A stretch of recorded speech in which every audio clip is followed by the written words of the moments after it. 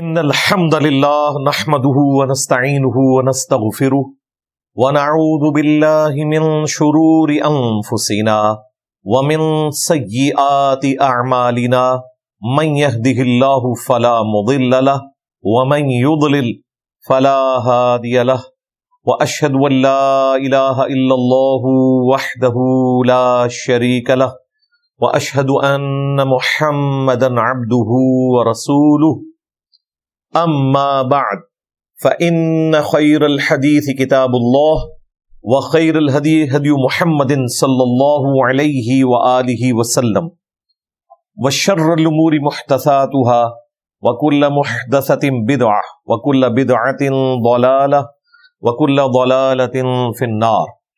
اعوذ بالله السميع العليم من الشيطان الرجيم من همزه ونفخه ونفثه. بسم الله الرحمن الرحيم. رب اشرح لي صدري ويسر لي امري واحلل عقدة من لساني يفقهوا قولي. بسم الله الرحمن الرحيم. ان الله وملائكته يصلون على النبي يا ايها الذين آمنوا صلوا عليه وسلموا تسليما. اللهم صل على محمد وعلى آل محمد كما صليت على إبراهيم وعلى آل إبراهيم إنك حميد مجيد. اللهم بارك على محمد وعلى آل محمد كما باركت على إبراهيم وعلى آل إبراهيم إنك حميد مجيد. اللهم ربنا آتنا في الدنيا حسنة وفي الآخرة حسنة وقنا عذاب النار. وربنا آتنا من لدنك رحمة وهيئ لنا من أمرنا رشدا. لا إله إلا أنت سبحانك إني كنت من الظالمين. حسبنا الله ونعم الوكيل. یا حی یا قیوم برحمتک استغیث ولا حول ولا قوة الا باللہ العلی العظیم. آمین. الحمدللہ آج 22 ستمبر 2024 کو سنڈے کے دن ہماری یہ قرآن کلاس نمبر 194 کی اسٹوڈیو ریکارڈنگ ہونے جا رہی ہے. آج انشاءاللہ تعالی ہم سورہ بنی اسرائیل کی آیت نمبر 36 سے آنورڈ سٹارٹ لیں گے. اعوذ باللہ من الشیطان الرجیم. بسم اللہ الرحمن الرحیم. 10 کمانڈمنٹس میں سے 9th کمانڈ آ رہی ہے.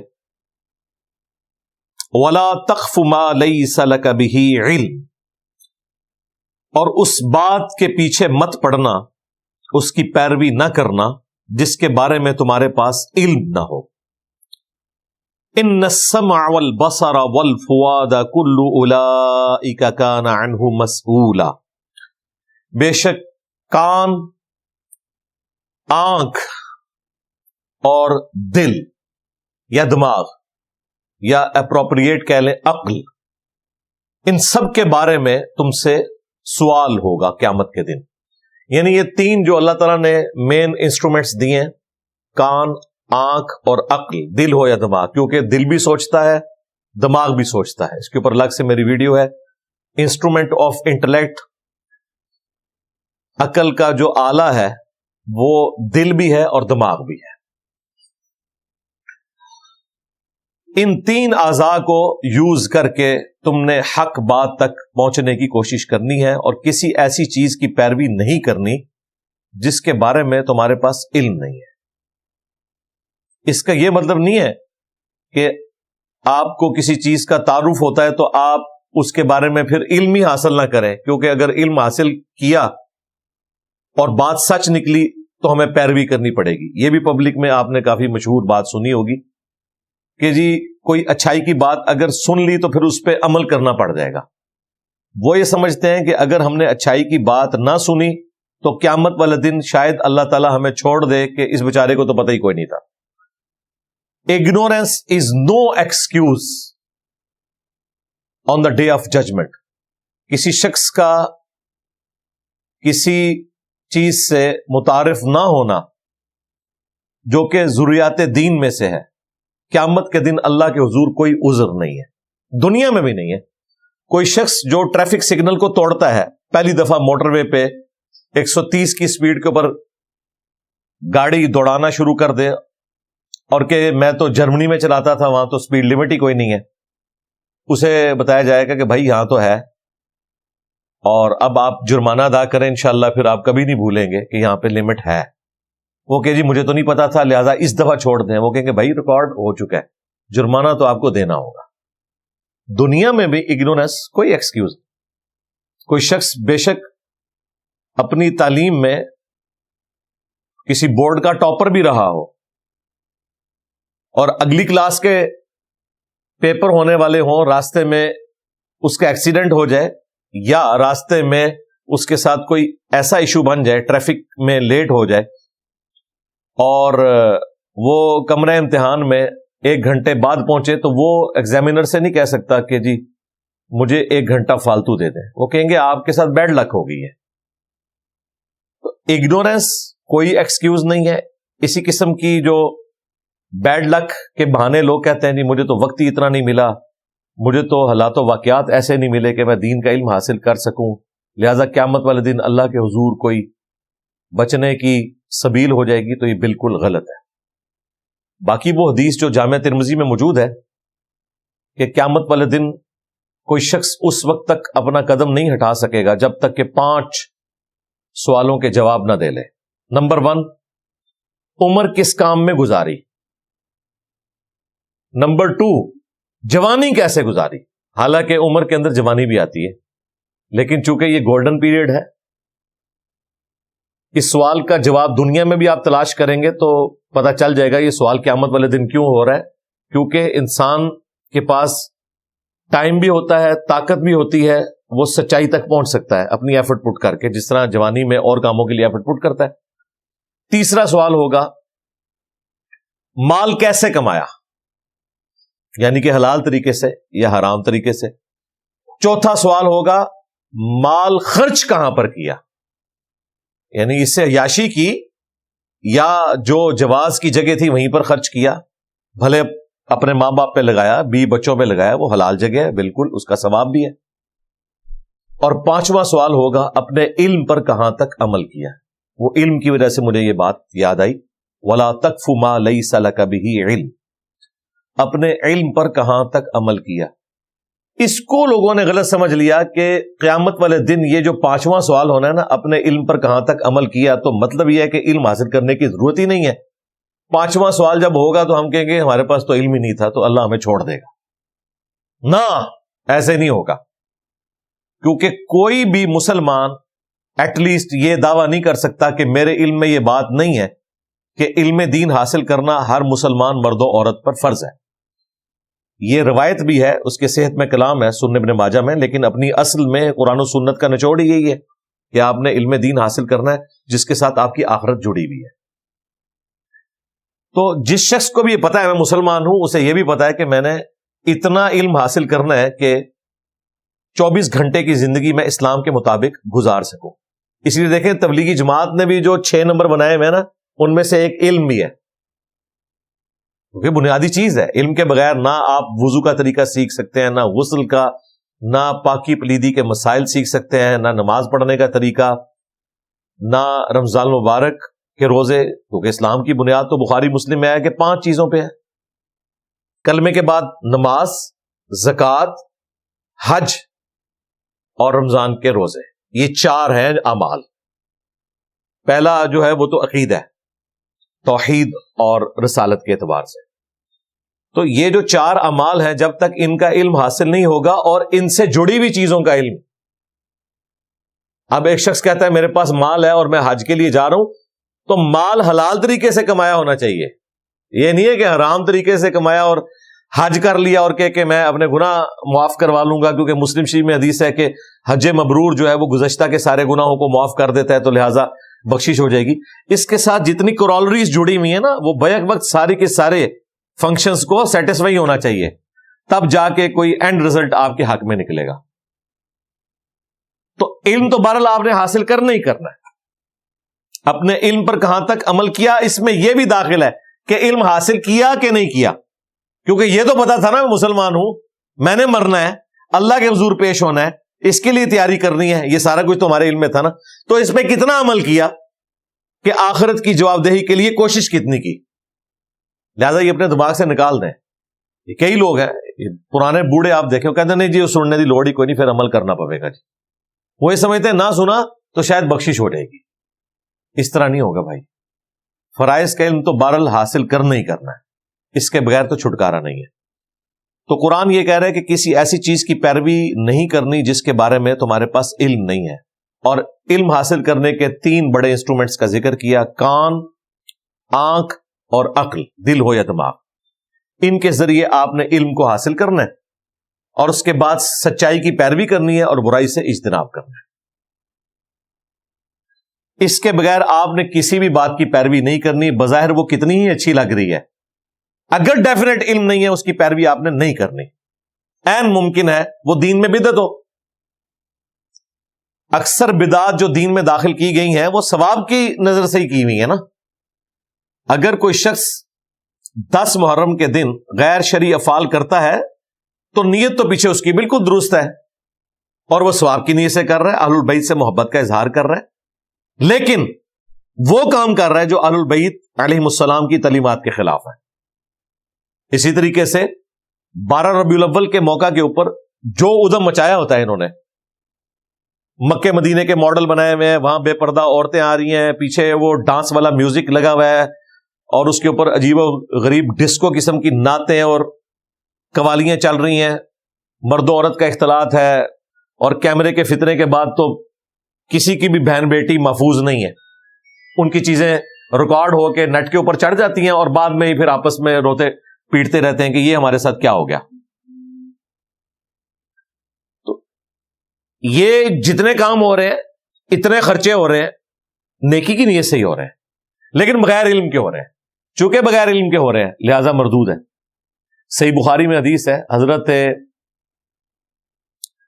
حذیفہ ابن یمان نے ایک شخص کو دیکھا کہ وہ نماز کے رکوع اور سجود بڑی تیزی سے ادا کر رہا تھا۔ جیسے ہی اس نے اسلام پھیرا، آپ اس کے پاس آئے اور فرمایا کہ اگر تو اسی طریقے سے نماز پڑھتا ہوا مر گیا نا تو محمد صلی اللہ علیہ وآلہ وسلم کے طریقے پہ نہیں مرے گا۔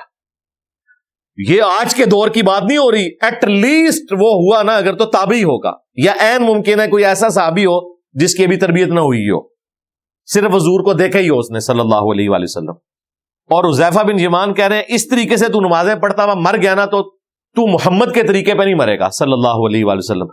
اس کا مطلب آپ کو پتا ہے کیا ہے؟ کہ قیامت والے دن نبی علیہ السلام ایسے لوگوں کو آن نہیں کریں گے۔ مشقت تو اس نے بھی اٹھائی ہے نماز پڑھنے کی، وضو کرنے کی، ٹائم بھی نکالا ہے، لیکن نبی علیہ السلام کی ملت پہ وہ نہیں ہے، کیونکہ اس نے اس طریقے کو فالو نہیں کیا۔ جو مسند احمد میں حدیث ہے کہ بدترین چور وہ ہے جو نماز میں چوری کرتا ہے۔ پوچھا گیا نماز کا چور کون ہو سکتا ہے؟ تو آپ علیہ السلام نے فرمایا جو رکوع اور سجدے صحیح طریقے سے ادا نہیں کرتا ہے، ٹھونگ مارتا ہے۔ صحیح مسلم میں حدیث ہے کہ منافق کی نماز ہے کہ وہ سورج کے زرد ہونے کا انتظار کرتا ہے اور پھر عصر کی نماز پڑھتا ہے، اور جلدی جلدی مرغے کی طرح ٹھونگے مار کے تو اپنی نماز فارغ کر کے وہ سمجھتا ہے میں نے بڑا کمال کر دیا۔ منافق کی نماز کہا گیا، یعنی کنوکشن والی نہیں ہے،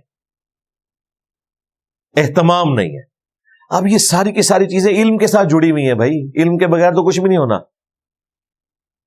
علم جب تک آپ حاصل نہیں کریں گے آپ کو یہ نہیں پتا چلے گا کہ اللہ تعالی آپ سے کیا چاہتا ہے، کس طریقے سے چاہتا ہے، کس ٹائم پہ چاہتا ہے۔ یہ آپ کو رول ماڈل کے طور پر پروفٹ کے ذریعے چیزیں پتا چلیں گی۔ لقد کان لکم فی رسول اللہ اسوۃ حسنہ، نبی علیہ السلام کی زندگی میں تمہارے لیے بہترین ماڈل ہے۔ انبیاء کو اللہ تعالیٰ اس لیے بھیجتا ہے کہ کوئی شخص اپنے زوم میں اللہ کی محبت میں ایسی ایکٹیویٹیز نہ کرنا شروع کر دے کہ جن چیزوں سے اللہ کو نفرت ہے۔ اگر رول ماڈل سامنے نہیں موجود ہوگا تو ہر شخص اپنے عشق کا اظہار ڈفرنٹ طریقے سے کرے گا۔ کوئی ناچ کود کے اپنے رب کو منائے گا، جس طرح قرآن میں آیا کہ مشرکین عرب طواف کعبہ کرتے تھے سیٹیاں اور تالیاں مارتے ہوئے، اور برہنہ وہ یہ سمجھتے تھے کہ چونکہ دنیا میں جب ہم آئے تھے تو ہمارے جسم پہ کوئی کپڑے نہیں تھے، اللہ نے ہمیں اسی طریقے سے پیدا کیا تھا، لہذا اب سب سے افضل طواف یہ ہوگا کہ ہم ننگے ہو کے طواف کریں۔ پیچھے انہوں نے لاجک یہ بنائی ہوئی تھی، ہاں لاجک اپنے اعتبار سے انہوں نے بڑی اچھی بنائی ہوئی تھی، جس طرح یہ آپ کو کہتے ہیں نا جی 12 ربیع الاول کا دن ہے، 2 گھر ہیں، ایک میں محفل میلاد ہو رہی ہے اور ڈسکو نعتیں چل رہی ہیں، دوسرے میں کچھ بھی نہیں ہو رہا، تو بتاؤ عاشق رسول کون ہے؟ لاجک اسی طریقے سے کھڑی کرتے ہیں نا علم الکلام کے ذریعے۔ تو مشرکین عرب نے بھی یہی لاجک اخذ کی ہوئی تھی کہ جب اللہ نے بغیر کپڑوں کے انسان کو پیدا کیا ہے تو سب سے افضل طواف یہ ہوگا کہ انسان کپڑے اتارے اور طواف کعبہ کرے۔ فتح مکہ کے بعد صحیح بخاری میں آتا ہے نبی علیہ السلام نے مولا علی کو جب پیچھے بھیجا، 9 ہجری کے حج میں امیر حج حضرت ابو بکر تھے، اور پیچھے سے سورہ توبہ کی آیات نازل ہوئی، ان میں یہ اناؤنسمنٹ تھی کہ 4 مہینے کا ٹائم ہے، یا تو اسلام قبول کرو گے یا جزیرہ نما عرب چھوڑ کر چلے جاؤ، ادروائز عذاب استیصال آئے گا، قتل کیے جاؤ گے۔ اور اگلے سال سے کوئی مشرک حج کے لیے نہیں آئے گا، اور نہ کوئی کپڑے اتار کر برہنہ حج کرے گا۔ یہ ساری چیزیں بین کر دی گئی۔ یہ ساری چیزیں علم سے متعلق ہے نا، علم کے بغیر تو آپ چیزیں حاصل نہیں کر سکتے۔ جن لوگوں نے پینتھیزم کا عقیدہ گھڑا، ہماؤس کہ ہر چیز میں اللہ ہے، درختوں میں، پہاڑوں میں، جانوروں میں، وہ کہتے ہیں یہ سب چیزیں جو ہیں یہ اللہ ہی نے ان چیزوں کا روپ دھار لیا ہے۔ وہ کہتے ہیں ہم مان نہیں سکتے کہ خدا کے علاوہ کوئی اور وجود بھی ہے۔ اب یہ اللہ کی محبت میں انہوں نے عقیدہ کھڑا ہے، لیکن کفریہ، شرکیہ، الہاد ہے۔ یہ حادث کو قدیم سے الگ کرنے کا نام ہی توحید ہے۔ یہ تمام چیزیں حادثہ ہیں، اللہ تعالیٰ نے کریٹ کی ہیں۔ اللہ قدیم ہے، ہمیشہ سے ہے، یہ علم الکلام کی ٹرم ہے، جو ہمیشہ سے وہ قدیم ایک اللہ ہے۔ اگر مخلوق اور خالق کا فرق اس اعتبار سے ختم کر دیں گے تو توحید تو اسٹیک پہ لگ گئی۔ اب جن لوگوں نے یہ کیا، انہوں نے کہا کہ ہم اللہ سے ایسی محبت کرتے ہیں کہ اس کے سوا کوئی وجود ماننے کو ہم تیار ہی نہیں ہے۔ کیا محبت میں، لیکن وہ کام کیا جو اللہ تعالیٰ کو سب سے زیادہ ناپسند ہے۔ یہ اکثر آپ نے وہ مولانا روم نے بھی وہ کہانیاں بنا کے مصنوعی میں لکھ دی کہ جی حضرت موسیٰ علیہ السلام نے ایک شخص کو دیکھا، وہ اللہ سے باتیں کر رہا تھا کہ یا اللہ تو میرے پاس آئے، میں تجھے نہلاؤں، پھر تیرے بالوں میں کنگھی کروں۔ تو موسیٰ علیہ السلام نے اسے بتایا کہ بھئی یہ تو اللہ کے بارے میں آپ نے عقیدہ نہیں رکھنا۔ وہ کہتے ہیں جب کوہ طور پہ ملاقات ہوئی تو اللہ تعالیٰ نے موسیٰ علیہ السلام کو ہی ڈانٹ دیا کہ تو نے میرے بندے کا دل دکھا دیا۔ بیسیکلی انہوں نے نانگے پیر جو ہر وقت غلاظت میں بھرے ہوئے ہوتے ہیں، کپڑے انہوں نے اتارے ہوتے ہیں، نہ انہیں کوئی پاکی پلیتی کا پتہ ہوتا ہے، ان کو انہوں نے نبیوں سے بھی بڑھایا ہوا ہے۔ اب مجھے بتائیں، موسیٰ علیہ السلام دنیا میں اللہ تعالیٰ کے نمائندہ ہے، یہ اللہ نے ان کی ڈیوٹی لگائی ہے کہ اگر کوئی غلط کام کر رہا ہے آپ نے اس کی اصلاح کرنی ہے۔ تو اللہ تعالیٰ نے موسیٰ علیہ السلام کو کیوں ڈانٹنا ہے اس بندے کے پیچھے؟ موسیٰ علیہ السلام تو اپنی ڈیوٹی پوری کر رہے ہیں، کام تو وہ غلط کر رہا تھا۔ وہ کہتے ہیں نہیں عشق کی باتیں ہیں، اس طریقے سے آپ نے عشق کا اظہار کرنا ہے۔ اللہ تبارک و تعالیٰ کہتا ہے لیس کمثلہ شیء وہو السمیع البصیر، اللہ کی مثل کوئی شے نہیں ہے۔ پھر اللہ تعالیٰ فرماتا ہے وَلَا تَقُولُوا عَلَى اللَّهِ إِلَّا الْحَقَّ، اللہ کے بارے میں حق کے سوا کوئی بات نہیں کرنی۔ اب یہ حق کے سوا کوئی بات نہیں کرنی، یہ آپ کو کون بتائے گا؟ پیغمبر، اللہ تعالیٰ کی تعلیمات کی روشنی میں۔ لہذا علم کے بغیر بھائی کچھ نہیں ہے، سیدھی سی بات ہے۔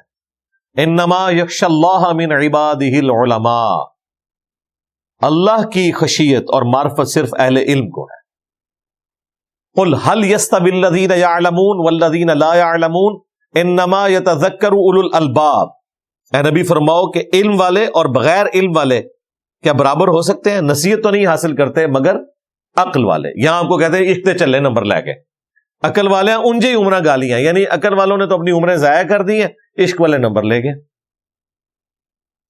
تو انہوں نے عشق کے نام کے اوپر علم کی توہین کی جو نبیوں کی وراثت تھی۔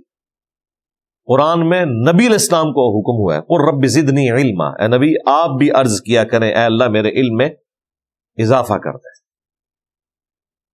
علم کی بنیاد پہ ہی آپ اللہ کی شناخت کر سکتے ہیں، علم کی بنیاد پہ آپ آخرت کی ہمیشہ کی کامیابیاں کما سکتے ہیں۔ اس کے بغیر آپ جتنا مرضی زور لگاتے رہیں،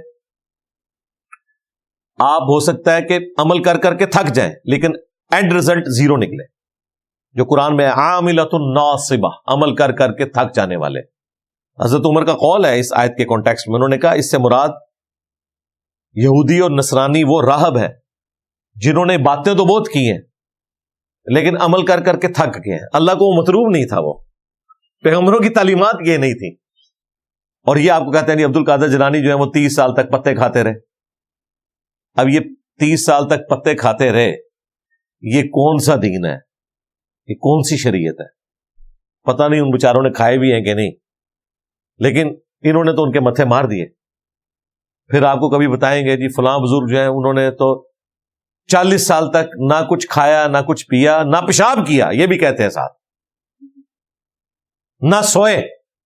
ہم کہتے ہیں بخاری مسلم میں ہے نبی علیہ السلام جب غار ہرا چند دنوں کے لیے تشریف لے گئے تو ٹفن میں کھانا ساتھ لے کے گئے۔ آپ کے لیے تو آسمان سے کوئی کھانا نازل نہیں ہوا، اور تمہارے بابے بغیر کھائے پیے زندہ رہتے ہیں۔ سب جھوٹ ہے، یہ علم کے بغیر ہے چیزیں۔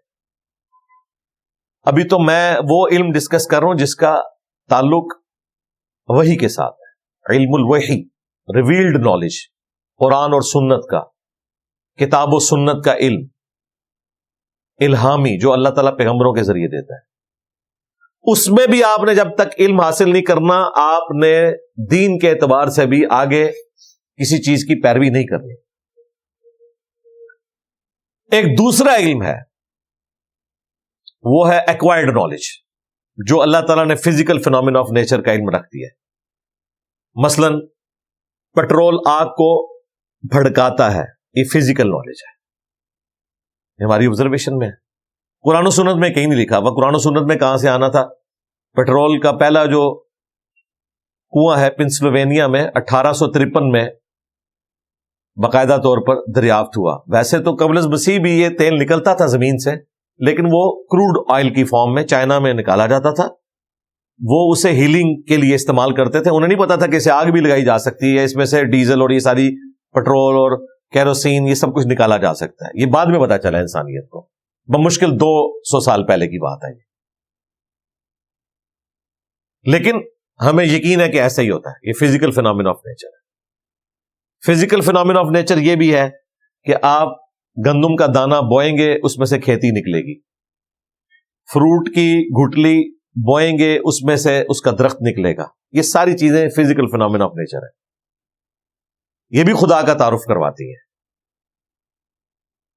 اور آپ کو کئی توہمات سے یہ چیزیں آزاد کرتی ہیں۔ سائنس کبھی نہیں مانے گی، اور نہ اسے ماننا چاہیے کہ کالی بلی راستہ کاٹ دے تو نحوست ہے، گھر کی منڈیر کے اوپر کوا بولے تو کوئی مہمان آنے والا ہے، جوتی پہ جوتی چڑھ جائے تو سفر لکھا ہوا ہے۔ قرآن اور سنت میں تو اس قسم کی کوئی چیز ہوگی نہیں نا، وہاں تو یہ خرافات ہو ہی نہیں سکتی۔ سائنس بھی نہیں مانتی۔ سائنس نے نہ صرف خدا کا تعارف انسانیت کو کروایا، بلکہ جو جھوٹے خدا تھے یا خدا کے مقابلے پہ جھوٹے نظریات بنے ہوئے تھے، ان کی مٹی پلیت کر کے رکھتی ہے۔ یہ سارے کی ساری شعبدہ بازیاں ان لوگوں کی کھل گئی ہیں۔ اگلے زمانوں میں لوگ شعبدہ بازیاں کرتے تھے، فاسفورس کا کسی کو پتا چلا ہے اس میں آگ بھڑکائی، وہ کہتے تھے پتہ نہیں کیا کر دیا۔ اب لوگوں کو پتا ہے یار، جہاں کہ آپ مارکیٹ سے بھی خرید سکتے ہیں، یہ کون سی ایسی چیز ہے؟ جن چیزوں کو لوگ کرامت بنا کے پیش کرتے تھے وہ فزیکل فینومینا آف نیچر تھا۔ اس دور میں بھی ایسے ایسے واقعات ہیں، آلموسٹ آج سے کوئی 15 سال پہلے کی بات ہے، تو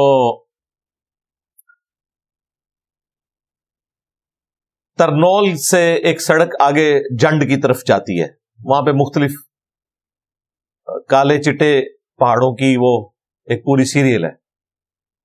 وہاں پہ ایک سٹی میں کسی جگہ مٹی میں سے خوشبو نکلی اور لوگوں نے جا کے وہ مٹی سمیٹنی شروع کر دی کہ پتہ نہیں کسی بزرگ کا کوئی اثر ہے یا کوئی ایسا سلسلہ ہو گیا. کچھ دنوں بعد پتا چلا کہ کوئی پرفیوم بنانے والی کمپنی تھی, ان کا پرفیوم ایکسپائر ہو گیا تھا, وہ انہوں نے ڈمپ کیا تھا وہاں اس مٹی میں, اور یہ باقاعدہ اخبار میں خبر آئی, لیکن لوگ لے کے جا رہے تھے. Physical phenomena of nature. کسی مزار کے پاس کوئی ایسا چشمہ بہ رہا ہے جس میں سلفر کی تعداد ہے. اب ظاہر ہے سلفر جو ہے وہ بیکٹیریا کو ختم کرتی ہے, آپ اس سے نہائیں گے, اگر کسی کو پھوڑے پھنسی ہیں تو میڈیکل علاج ہے, اس کو بزرگ کے ساتھ منسوب کر دیتے ہیں. وہ پانی آپ گھر بھی بنا سکتے ہیں بھائی, گورے نے ٹیوب میں بنا کے آپ کے حوالے کر دیا. یہ وہ ساری چیزیں جو علم کے ذریعے انسانیت نے سیکھی اور لوگوں نے اس کو پتہ نہیں کیا کچھ بنا کے پیش کیا. لیکن جو انبیاء کے معجزات ہیں وہ فزیکل فینومینا آف نیچر کو توڑنے والے ہیں. یہ سائنس نہیں کبھی کر سکتی کہ مردے کو زندہ کرتا ہے, یہ عیسیٰ علیہ السلام کا معجزہ ہے. یہ بھی کبھی نہیں ہوگا کہ مٹی کی مورت میں کوئی پھونک مارے اور وہ پرندہ بن جائے. سائنس وہ کچھ کرے گی جو فزیکل فینومینا آف نیچر کے اندر اندر ہے, اس سے باہر نہیں ہو سکتا.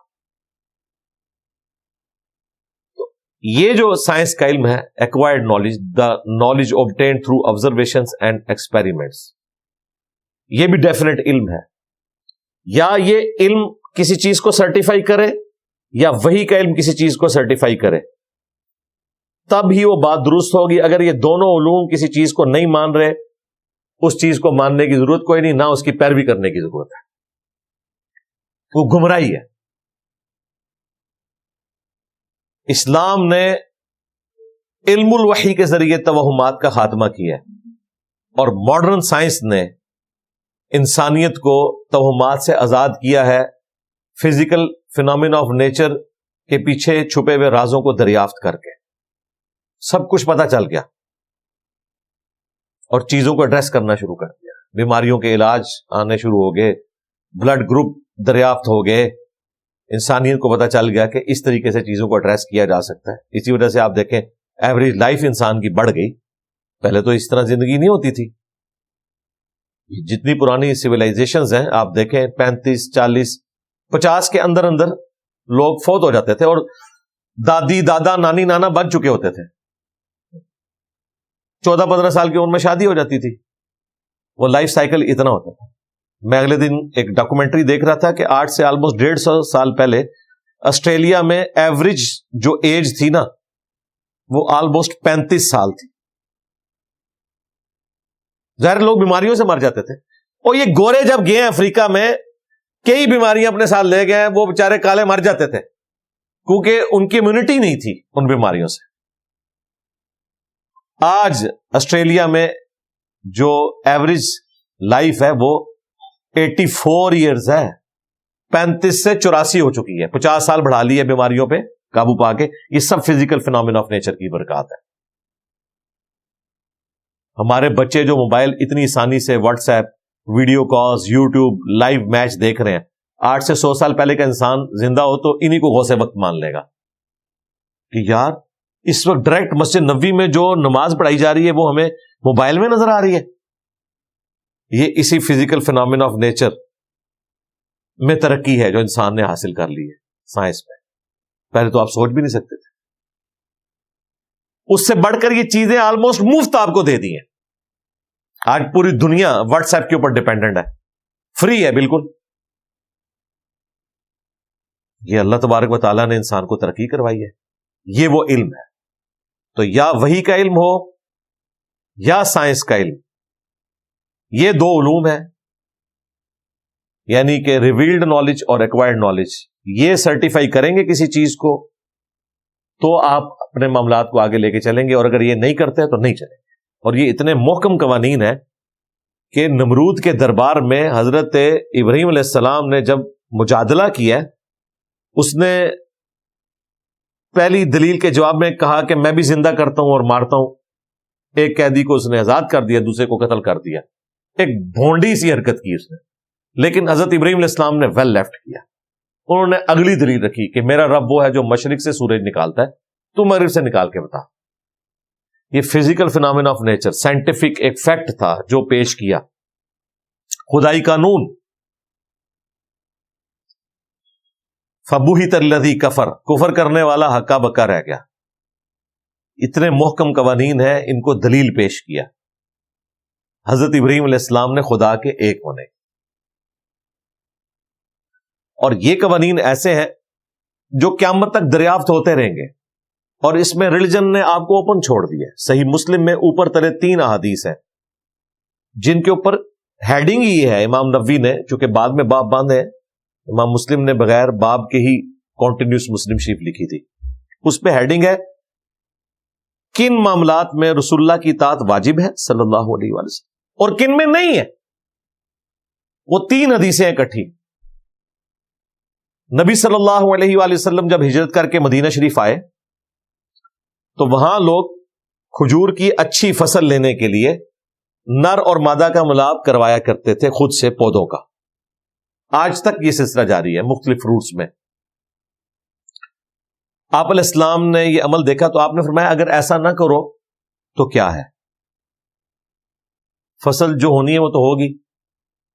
آپ نے منع نہیں کیا، ایک مشورہ دیا اور ایک بات ڈسکس کی، وہاں سے چلے گئے. انہوں نے اسے حکم سمجھ لیا اور اس سال انہوں نے یہ عمل نہیں کیا، ان کی فصل تھوڑی ہوگی. شکایت لے کے حضور کے پاس آ گئے صلی اللہ علیہ وسلم. کوئی گستاخی نہ نبی علیہ السلام نے شمار کیا، نہ انہوں نے سوچا کہ کہیں 295C نام پہ لگ جائے. انہیں پتا تھا یہ جینوئن پرابلم ہے. آپ علیہ السلام نے فرمایا کہ میں نے تو تمہیں ایسی کوئی بات نہیں کی تھی. ان کا آپ نے مشورتاً بات کی تھی، ہم نے کیا، یہ ہوا. آپ نے فرمایا اگر میں کوئی بات اللہ کے ریفرنس سے کروں تمہارے دین سے متعلق وہ مجھ سے لے لیا کرو، اور اگر میں کسی دنیاوی معاملے میں تمہیں اپنا ذاتی مشورہ دوں تو وَأَنْتُمْ أَعْلَمُ بِأَمْرِ دُنْيَاكُمْ، تم دنیا کے کاموں کو مجھ سے بہتر سمجھتے ہو. کیونکہ نبی علیہ السلام کا سارا تجربہ بھیڑ بکریاں پالنے کا تھا. آپ علیہ السلام کا کھجور سے متعلق کوئی تجربہ نہیں تھا. آپ نے خود ہی کہہ دیا کہ اپنے دنیاوی معاملات کو تم بہتر سمجھتے ہو، اس کو ویسے لے کے چلو. یعنی آج اگر کوئی آپ سے پوچھتا ہے کہ نبی صلی اللہ علیہ وآلہ وسلم نے ہمیں ایٹم بم بنانے کا طریقہ کیوں نہیں بتایا، بھائی نبی علیہ السلام کی یہ فیلڈ ہی نہیں تھی، نہ آپ اس کام کے لیے دنیا میں بھیجے گئے تھے. آپ ہدایت کے امام ہیں. اگر اس کی ضرورت ہوتی تو آپ کو سکھا بھی دیا جاتا.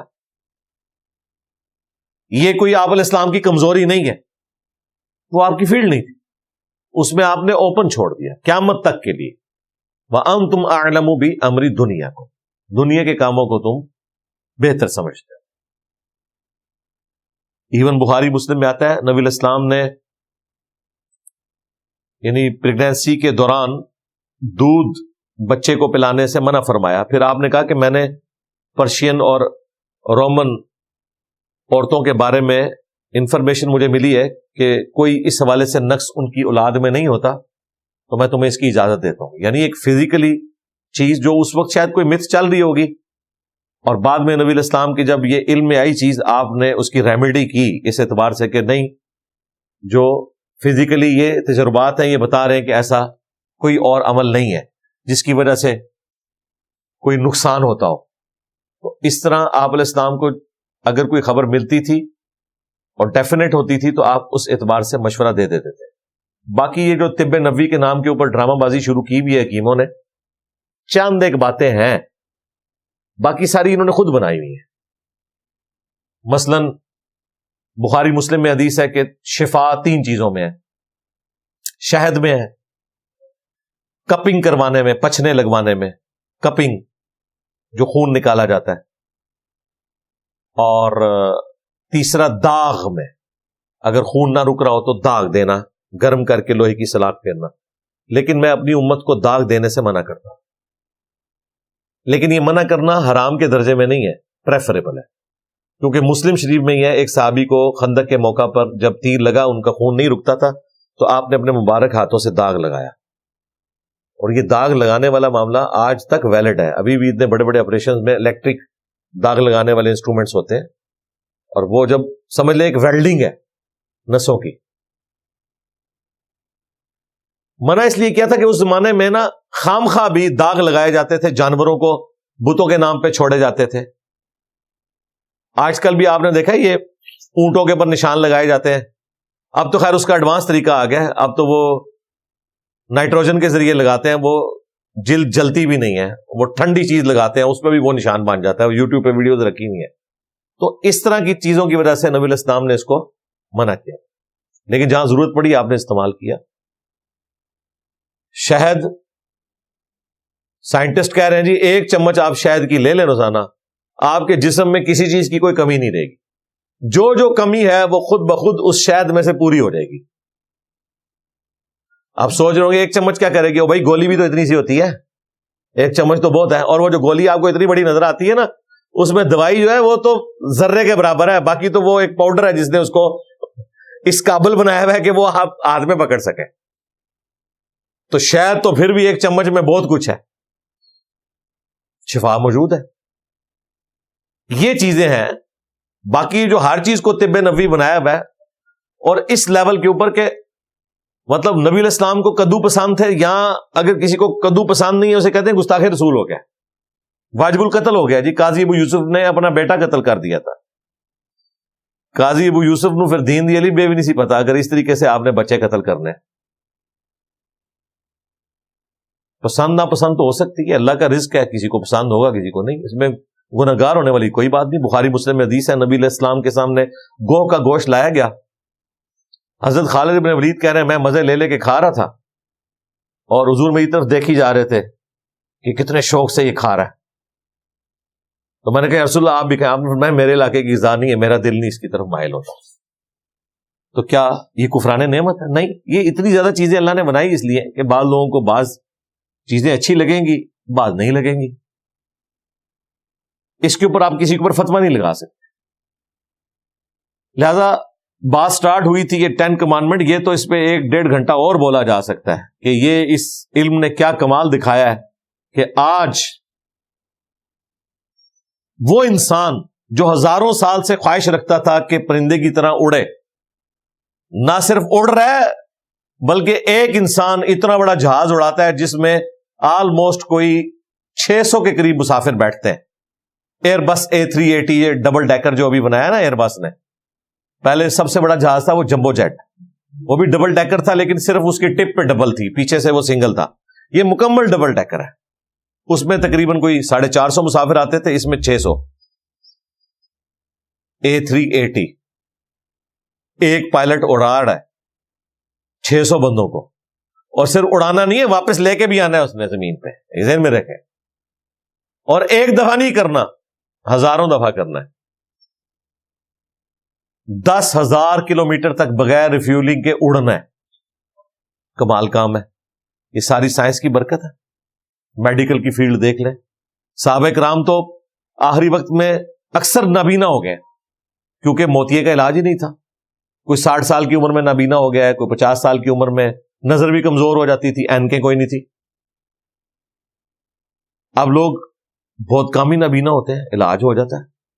80 90 سال کے لوگ ہیں, نظر صحیح کام کرتی ہے, علاج آ چکے ہیں. آنکھوں کا علاج تو آلموسٹ آپ سمجھ لیں ایوالو ہو چکا ہے. پھر یہ اینک کتنی بڑی نعمت ہے, آپ کو بوڑھے ہی نہیں ہونے دیتی, جو چاہے آپ پڑھ سکتے ہیں. پہلے تو لوگ اس طرح نہیں پڑھ سکتے تھے. 40 سال کے بعد میڈیکلی ہر شخص کی نظر کمزور ہونا شروع ہو جاتی ہے. یہ کوئی عیب نہیں ہے. اگر کسی کی نہیں ہوئی نا تو وہ ایکسٹرا آرڈنری کیس ہے, لیکن وہ 41ویں سال میں یا 42ویں سال میں ہونا شروع ہو جائے گی. یہ نیچرل پروسیس ہے, ہر بندے کے ساتھ ہونا ہے. اور آج کل جو ہماری خوراکیں ہیں اور ایشوز کی وجہ سے دور کی اور قریب کی نظر, اور یہ جو ابھی یہ سمارٹ فون کا عذاب جو مسلط ہوا ہے, اس کا ایکسیسو یوز ضرورت کے تحت ہو تو یہ سمجھ لیں آپ ہر چیز آپ کے ہاتھ میں ہے, قرآن و سنت کی پوری لائبریری آپ کے ہاتھ میں ہے. لیکن ایکسیسو یوز 2050 تک سائنٹسٹ ہمیں کہہ رہے ہیں کہ دنیا میں 4 ارب لوگ یعنی آدھی آبادی ایسی ہوگی جن کی دور کی نظر کمزور ہو جائے گی. دور کی نظر, کیونکہ قریب کی نظر زیادہ استعمال ہوتی ہے. جب آپ قریب کی نظر بار بار دیکھتے رہتے ہیں نا, دور دیکھنا آپ کا کم ہو جاتا ہے, اس کی وجہ سے آپ کا وہ فوکس ڈسٹرب ہو جاتا ہے. پھر روشنی کا کم ہونا، جو لوگ اندر بیٹھ کے ہر وقت کام کرتے رہتے ہیں اور جو اوپن کام کرنے والے لوگ ہیں ان کی نظر میں بھی فرق ہوتا ہے. تو یہ سائنس ہمیں بتا رہی ہے کہ بھئی ایکسیسو چیزوں کا یوز آپ نے نہیں کرنا. اگر سائنس کی بنائی ہوئی چیزوں کی وجہ سے کہیں لاس ہو رہا ہوتا ہے، وہ ساتھ ساتھ بتاتے ہیں کہ بھائی ادھر تک فائدہ ہے، اس کے بعد نقصان ہوگا. یہ وہ سارا علم ہے جی جس نے اتنی بڑی ترقی کی ہے، اور یہ جدید سائنٹیفک جو ایجادات ہوئی ہیں ان کے پیچھے مسلمانوں کی کنٹریبیوشن ہے، مولویوں کی نہیں، بزرگان دین کی نہیں. یہ اکثر لوگ کنفیوز کر دیتے ہیں کہ شاید یہ کوئی علماء نے کوئی کارنامہ کیا تھا. نہ، وہ اپنے زمانے کے انجینئرز تھے. یہ سارے میتھمیٹیشینس، بیالوجسٹ، کیمسٹ، یہ وہ لوگ ہیں جن کے خلاف مولویوں نے کفر کے فتوے دیے ہوئے تھے اس زمانے میں. آپ ذرا ہسٹری دیکھیں. آج مولوی فخر سے کہتے ہیں جی سائنس کی بنیادیں ہمارے بزرگوں نے رکھی، اور تواڈے بزرگ تے کفر دے فتوے دیندے سن. نہ ہوتے. ہارون الرشید کے دور میں جب بیت الحکمہ قائم کیا گیا اور بغداد سٹی آباد ہوا جو دنیا میں مرکز تھا، جس طرح آج آپ سمجھ لیں نیو یارک ہے یا اسی طریقے سے رشین شہر ہے، اس طریقے سے وہ مرکز تھا. تو مولوی تو ان چیزوں کے خلاف تھے، وہ تو مانتے ہی نہیں تھے، تھنک آؤٹ آف باکس کرتے ہی نہیں تھے. آج مسلمان فخریہ بتاتے ہیں جی یہ الگوریدم جو ہے یہ الخوارزمی سے الگوریدم بنا ہے، اور پوری یہ ساری کی ساری الیکٹرانکس ڈیوائسز اسی کے اوپر ڈیپینڈنٹ ہے، سافٹ ویئر، یہ سب کچھ. بالکل. اور مولوی نہیں سی اللہ دے بندے ہو. اسے شوق پیدا ہوا کہ میں کوئی اتنا آسان طریقہ کروں جس کے ذریعے زکوٰۃ اچھے طریقے سے کیلکولیٹ ہو سکے. بس اس چکر میں اس نے کرتے کرتے معاملات آگے چلائے. آپ کے تو بزرگوں کا ابھی تک یہ حال ہے کہ یہ جو شیخ احمد سرندی، جسے یہ مجدد الافسانی کہتے ہیں، بلکہ اس نے خود اپنے آپ کو مجدد ڈکلیئر کیا، اس نے اپنے مکتوبات میں لکھا ہے کہ اس سے کیا حاصل ہوتا ہے کہ تو کون کے تینوں اینگل جمع کریں تو ہمیشہ 180 جواب آتا ہے. آپ کو پتا ہے نا، ٹرائنگل جیسی مرضی شکل کی ہو اس کے تینوں زاویے جمع کریں ہمیشہ 180 آتا ہے. تو یہ باقاعدہ اس نے لکھا ہے، کہتا ہے اس میں سے کیا نکلتا ہے. اب اسے کیا بتایا جائے اس میں سے کیا نکلتا ہے؟ اس میں سے یہ نکلتا ہے کہ تم لوگ ذلیل و خوار ہو کے مکے اور مدینے حج عمرے کے لیے جاتے تھے، اور اب یہ نکلا ہے کہ 4 گھنٹے میں لوگ جدہ پہنچ جاتے ہیں ہوائی جہاز میں اڑ کے. تو کون سے تو کوئی چیز آزاد نہیں ہے، سارے اینگلز کی گیم ہے. یہ پروں کی جو ایروفائل سٹرکچر ہے یہ ساری کی ساری یہی ہے. اسی لیے پھر انہوں نے ترقی تو نہیں کرنی تھی نا، انہوں نے فتوے دیے اس وقت، اور باقاعدہ ان سائنٹسٹ کو بعد میں جیلوں میں ڈلوایا گیا اور پتہ نہیں کیا کچھ ہوا. پھر کوئی کسر رہ گئی تھی تو امام غزالی نے پھر ماشاءاللہ جو کچھ کیا اپنی کتابوں میں، انہوں نے کہا یہ تو کفر کی طرف لے جانے والا علم ہے. جو اس کی وہ غلط چیزیں تھی تو وہ تو اپنی جگہ. تو یہ کوئی سکون کی زندگی نہیں ان لوگوں نے گزاری. یہ نہ سمجھے گا یہ کوئی صوفیاء تھے یا بزرگان دین تھے یا کوئی محدثین تھے یا مفسرین تھے. یہ بےچارے اسی طریقے سے اپنے اینڈ پہ کوشش کرنے والے لوگ تھے، بیماریوں کے علاج دریافت کیے. ہاں اسلام کو ان کا کریڈٹ ضرور جاتا ہے کیونکہ اسلام نے ان کا دماغ کھولا. اسی آیت نے کسی چیز کی پیروی اس وقت تک مت کرنا، وَلَا تَقْفُ مَا لَيْسَ لَكَ بِهِ عِلْمٌ إِنَّ السَّمْعَ وَالْبَصَرَ وَالْفُؤَادَ كُلُّ أُولَٰئِكَ كَانَ عَنْهُ مَسْئُولًا. اسی چیز کو آگے اسی آیت پہ ڈاکٹر اقبال نے جو reconstruction of religious thoughts in Islam جو خطبات ہیں ان کے 6، اس میں انہوں نے یہی بات کی ہے کہ inner core of present western civilization is Quranic. وہ کہتے ہیں اس وقت جو ویسٹ کی ترقی ہے نا، اس کی انر کور قرآن پہ ڈیپینڈنٹ ہے، اس اعتبار سے کہ قرآن بھی کہتا ہے بغیر علم کے پیروی نہیں کرنی. وہاں لوگوں نے علم حاصل کیا فزیکل فینومینا آف نیچر کا، اور دیکھیں سائنس نے کیا ترقی کروائی ہے. ورلڈ وار 1 اور 2 کی برکت سے اگلے 500 سال میں جو ترقی ہونی تھی وہ انہی 10-15 سالوں میں ہو گئی. امریکہ ورلڈ وار 2 میں ہر 5 منٹ میں ایک ہوائی جہاز بنا رہا تھا. 4 لاکھ ہوائی جہاز بنائے انہوں نے ورلڈ وار 2 میں، تب جا کے انہوں نے یہ دنیا کی امامت حاصل کی ہے. ورلڈ کا ایم ہی نہیں جیتے انہوں نے. ہم آج نہیں بنا سکتے، ہم تو ان کے بنائے ہوئے جہازوں کے پرزے بھی آج تک ان سے مانگتے ہیں. لوگ کہتے ہیں نہیں ہم 100 سال پیچھے ہیں، نہیں جی ہم کم از کم 1000 سال پیچھے ہیں ان سے. تو سائنس کی برکت سے سب کچھ کیا. انر کور تھی یہ. ڈاکٹر اقبال نے بالکل صحیح چیز ہائی لائٹ. اور یہ صرف سائنس کی فیلڈ میں نہیں، سوشل سائنسز میں بھی. ڈاکٹر اقبال نے جو ابلیس کی مجلس شورا میں کارل مارکس کے بارے میں کہا ہے، وہ یہی انہوں نے چیز ہائی لائٹ کی ہے کہ وہ نبی نہیں، لیکن اس کے پاس وہ کتاب ہے ڈاس کیپیٹال، جس نے آدھی دنیا کو امپریس کیا اور ایک پیرلل میں اس کیپٹلزم کے نظام کو بیلنس کیا. دوسری ایکسٹریم پہ چلا گیا، وہ الگ چیز ہے. لیکن بہرحال ایک چیز کو جب دوسری چیز بیلنس کرتی ہے، وہ اسی طریقے سے ڈائلیکٹیکل مٹیریلزم آگے چلتا ہے. تو اس میں ڈاکٹر اقبال یہ بھی کہتے ہیں کہ انسانیت اتنی ٹھوکریں کھا کر اسی سسٹم کی طرف واپس آ رہی ہے جو نبی علیہ السلام نے دیا تھا. یعنی وہ کہتے ہیں یہ جو دنیا میں اتنی چینج آ رہی ہے نا، کہ لوگ غلاموں نے اپنے آقاؤں کی زنجیریں توڑ دی ہیں، اسی طریقے سے بیسک ہیومن رائٹس پہ بات ہو رہی ہے. یہ وہی چیزیں جو قرآن میں موجود تھی، لیکن یورپ نے دھکے کھا کھا کے یہ چیزیں اچیو کر لی ہیں. تو صرف سائنس میں نہیں، سوشل سائنسز میں بھی ہر چیز میں علم نے ترقی کی ہے. اور یہ خصوصاً یہ جو 20ویں صدی ہے نا، 19ویں اور 20ویں صدی، اس زمانے میں اتنے بڑے بڑے لوگ پیدا ہوئے ہیں کہ انسانی ہسٹری میں نہیں پیدا ہوئے، اور تاریخ کا دھارا انہوں نے موڑ کے رکھ دی ہے. کوئی شک نہیں اس کے اندر. اب تو ہم ویلیو ایڈیشن ہی کرتے جا رہے ہیں نا. تو علم کے اوپر یہ بنیاد تھی، اس لیے میں نے اس کے بارے میں تفصیلاً گفتگو کی. اب آخری کمانڈ آ رہی ہے، وَلَا تَمْشِ فِي الْأَرْضِ مَرَحًا، اور زمین میں اکڑ کے مت چل. إِنَّكَ لَن تَخْرِقَ الْأَرْضَ وَلَن تَبْلُغَ الْجِبَالَ طُولًا، نہ تو اکڑ کر زمین کو پھاڑ سکتا ہے اور نہ اتنا اونچا ہو سکتا ہے کہ پہاڑوں کے برابر ہو جائے. یہ اللہ تعالیٰ نے بات سمجھانے کے لیے کی کہ جتنا مرضی اکڑ کے چل، تیرے زور سے پاؤں مارنے سے نہ تو زمین پھٹ جانی ہے اور نہ تیرا قد اتنا اونچا ہونا ہے کہ تو پہاڑوں سے اونچا ہو جائے. اللہ تعالیٰ نے یہ پہاڑ تیرا تکبر توڑنے کے لیے رکھے ہوئے. تکبر تو نے نہیں کرنا.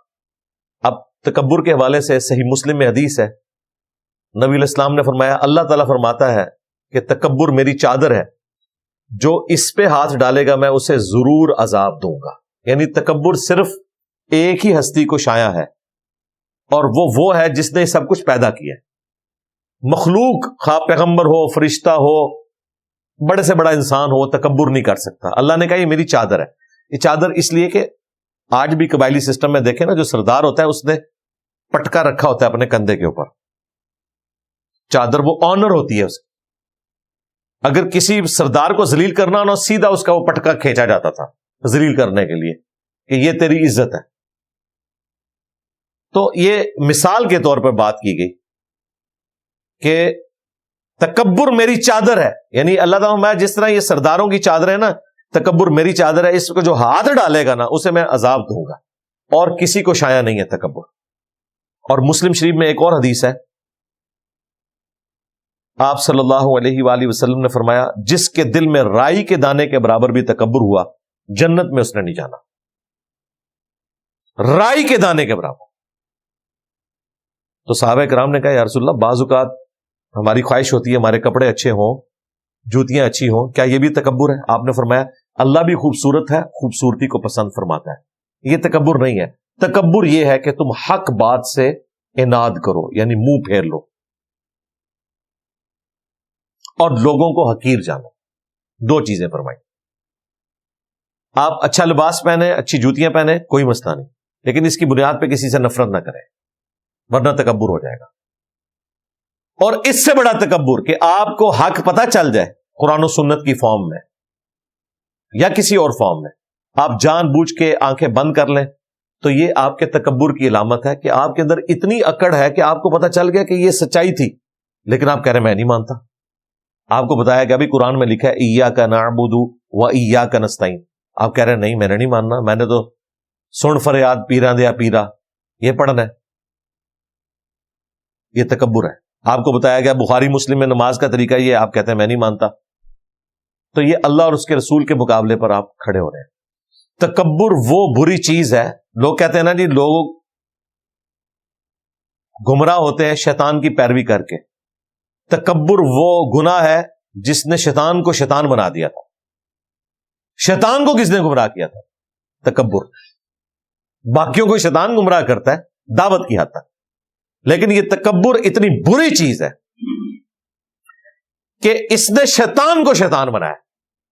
اسی لیے ہمیں بتایا گیا کہ آپ نے کیا وظیفہ اڈاپٹ کرنا ہے. بخاری مسلم میں حدیث ہے، جنت کے خزانوں میں سے ایک خزانہ ہے لا حول ولا قوت الا باللہ. نہیں ہے طاقت نیکیاں کرنے کی اور نہ قوت ہے گناہوں سے بچنے کی مگر اس کی توفیق سے. اپنے آپ کو اللہ کے سپرد کرنا ہے، پھر تکبر ختم ہوگا.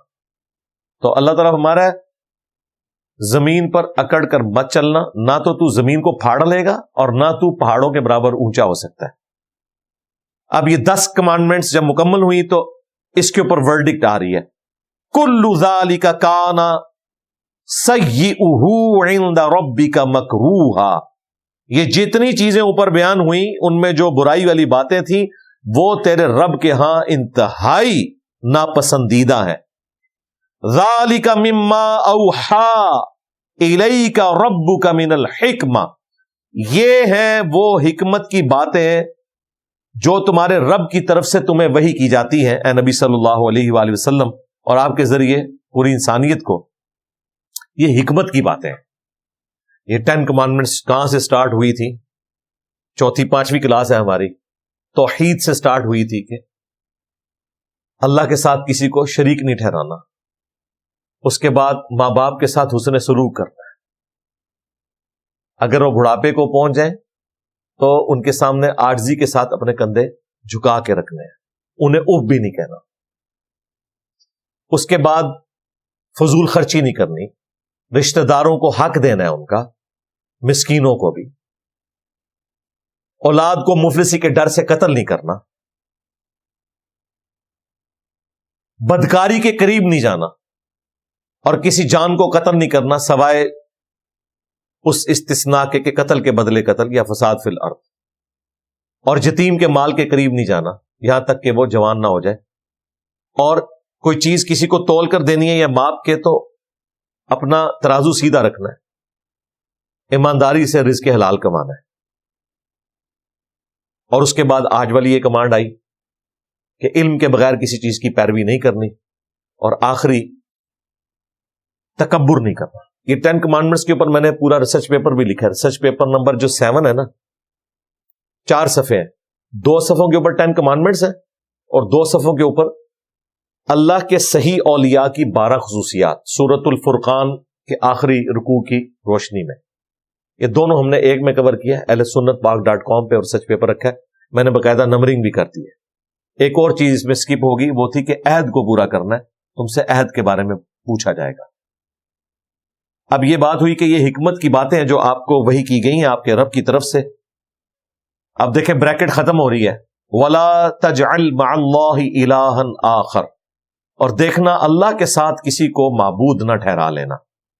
اول توحید آخر توحید. فَتُلْقَىٰ فِي جَهَنَّمَ، ورنہ تمہیں جہنم میں پھینک دیا جائے گا. مَلُومًا مَدْحُورًا، تانے دیتے ہوئے، دھکے مار کے، ملامت زدہ کر کے کہ جا جہنم میں. یہ وہ بات ہے، ذلیل و خوار کر کے، باتیں سنا سنا کے کہ تو نے اللہ کے ساتھ شرک کیا. افاصفاکم ربکم بالبنین، کیا تمہارے رب نے تمہیں تو چن لیا بیٹوں کے ساتھ.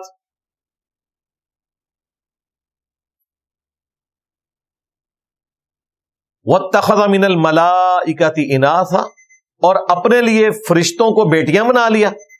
اب دیکھیں یہ نعوذ باللہ من ذالک، مشرکین عرب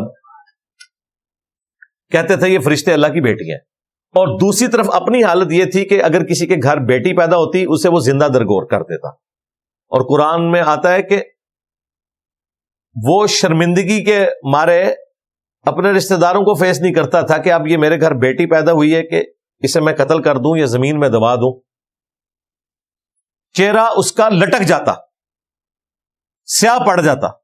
ابھی خام خواہ ایک، چونکہ قبائلی سسٹم میں بیٹے ذرا اسٹرینتھ کی علامت ہوتے تھے تو اس لیے پھر یہ اس طرح کے معاملات ہوتے تھے. حالانکہ وہ یہ نہیں سوچتے تھے کہ یہ اولاد بھی تو اللہ تعالیٰ نے کسی عورت سے تمہیں دی ہے، اگر یوں کرو گے تو پھر یہ سلسلہ آگے کیسے چلے گا؟ تو یہ حقارت کی نظر سے بیٹیوں کو دیکھا جاتا تھا، عورتوں کو پاؤں کی جوتی سمجھا جاتا تھا۔ اس کانٹیکسٹ میں اللہ تعالیٰ بیان کر رہا ہے کہ اگر تم اللہ سے محبت کرتے ہو تو پھر تو تمہیں چاہیے کہ تم اللہ تبارک و تعالی کے لیے بھی وہی چیز پسند کرو جو اپنے لیے پسند کرتے ہو، لیکن تمہارا حال یہ ہے کہ تم فرشتوں کو بتا رہے ہو کہ وہ اللہ کی بیٹیاں ہیں، اور اپنا حال یہ ہے کہ بیٹی پیدا ہو جائے تو تمہارا چہرہ لٹک جاتا ہے۔ کیا کمٹمنٹ ہے تمہاری اپنے رب کے ساتھ؟ ہونا تو چاہیے تھا۔ رب کے لیے بھی بیٹے پسند کرتے، فرشتوں کو اللہ کے بیٹے کہہ دیتے، ہے تو وہ بھی شرک تھا، لیکن کوئی ڈھنگ سے کوئی چیز ہونی چاہیے تھی، لیکن نہیں۔ انکم لتقولون قولا عظیما، بے شک تم بہت بڑی جرت کا کلمہ بول رہے ہو جو اللہ تعالیٰ کے لیے اولاد تجویز کر رہے ہو کہ یہ فرشتے اس کی بیٹی ہیں۔ یہ تو پھر سورہ مریم میں آگے چل کر آئے گا کہ قریب ہے آسمان پھٹ پڑے، زمین شک ہو جائے اور پہاڑ ریزہ ریزہ ہو جائے، ان دعوا للرحمن ولدا، کہ انہوں نے رحمان کے لیے بیٹا تجویز کیا ہے۔ اگر زمین و آسمان کے احساسات ہوتے اور پہاڑ بھی اس طرح فیلنگ کرتے کہ کتنا بڑا جرم ہے اللہ کے نزدیک، یا اللہ تعالیٰ انہیں ایکسپریس کرنے کی اجازت دے دیتا تو تم پہ آسمان پھٹ پڑتا، زمین شک ہو جاتی، تم زمین میں دسا دیے جاتے اور پہاڑ ریزہ ریزہ ہو جاتے کہ انہوں نے اللہ کے لیے اولاد تجویز کر دی ہے، کیونکہ اللہ تعالیٰ تو اولاد سے پاک ہے۔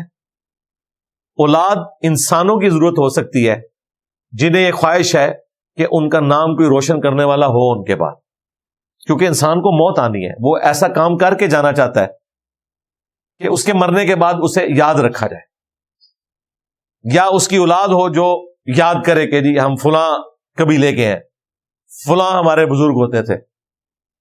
اللہ کو تو ایسی کوئی حاجت ہی نہیں ہے، اللہ کو تو موت ہی نہیں آنی، جسے موت نہیں آنی اسے اولاد کی ضرورت نہیں ہے۔ یہ اللہ کی خوبی ہے۔ قل هو اللہ احد اللہ الصمد لم یلد ولم یولد ولم یکن لہ کفوا احد۔ اللہ تعالیٰ سے دعا ہے جو حق بات میں نے کہی ہمارے دلوں میں راسخ فرمائے، اگر جذبات میں کوئی غلط بات میرے منہ سے نکل گئی تو اللہ تعالیٰ ہمارے دلوں سے دھو ڈالے، ہمیں کتاب و سنت کی تعلیمات پر عمل کر کے دوسرے بھائیوں تک پہنچانے کی توفیق عطا فرمائے۔ سبحانک اللہم وبحمدک، اشہد ان لا الہ الا انت، استغفرک واتوب الیک، وما علینا الا البلاغ المبین۔ جزاکم اللہ خیرا۔